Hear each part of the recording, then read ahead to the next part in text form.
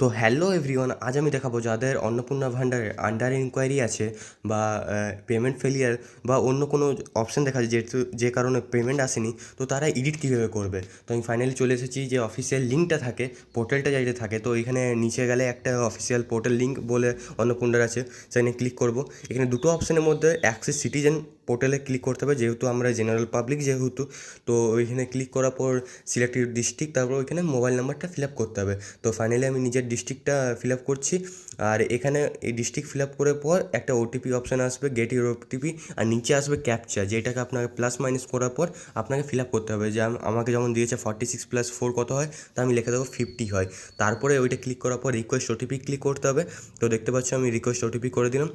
OTP করার পর এখানে আপনার মোবাইলে একটা ওটিপি আসবে যার করা আছে। তারপরে এখানে দেখতে পাচ্ছ আমার এখনও আন্ডার ইনকোয়ারি আছে, কোনো এখনও পর্যন্ত আমার অপশান আসেনি যে এডিট অপশান।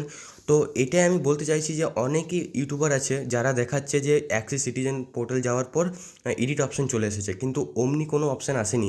এডিট অপশান এসেছে, কিন্তু কাদের জন্য এসেছে, যারা গভর্নমেন্টের হয়ে কাজ করে। যেমন এখানে দেখতে পাচ্ছ অ্যাক্সিস যে ইনকোয়ারি অফিসার আছে, ওদের জন্য এডিট অপশান এসেছে।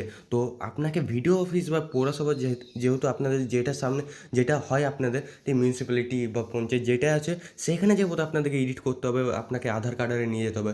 ডাইরেক্ট আপনাকে কোনো লিঙ্ক দেয়নি যে আপনি এডিট করতে পারবেন ঘরে বসে, তো ওদের কাছে যেতে হবে। অনেকেই আছে যে ওয়েবসাইটে লগ ইন করেছে যে এইভাবে এডিট করে দাও, তো ওইখানে কোনো ফিল আপ করো না, আপনার ডিটেলসগুলো সব নিয়ে নেবে। তো অমনি কোনো ওয়েবসাইটে যাও না যেটাতে এডিট অপশান দিচ্ছে। একটাই আছে অপশান, আপনি চলে যান পৌরসভা যেটা আপনাদের আছে, তো সেটা যে বোধ ওইখানে আধার কার্ডে দিয়ে বোধ আপনি এডিট করতে পারেন, কিন্তু এখানে কোনো এডিট অপশান আসেনি।